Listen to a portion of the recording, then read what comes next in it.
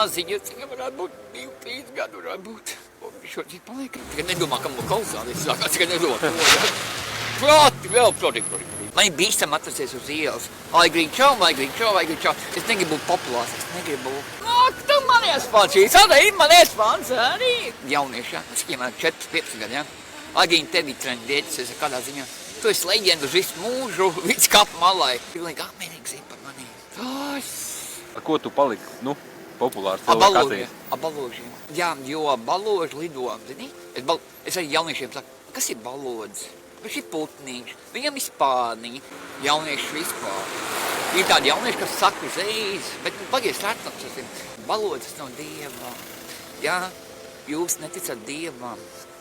Viņš jocīgi palika. Es saku, taisnība, man sirds paliek slikti. Es saku, taisnība, man slikti paliek. Dievs jūs radīšu tās zemes, lai jūs dzīvotu. Nav 2 dievi, tikai viens, jā. Tad domā, cik man bībeles ir, no 1 līdz 20.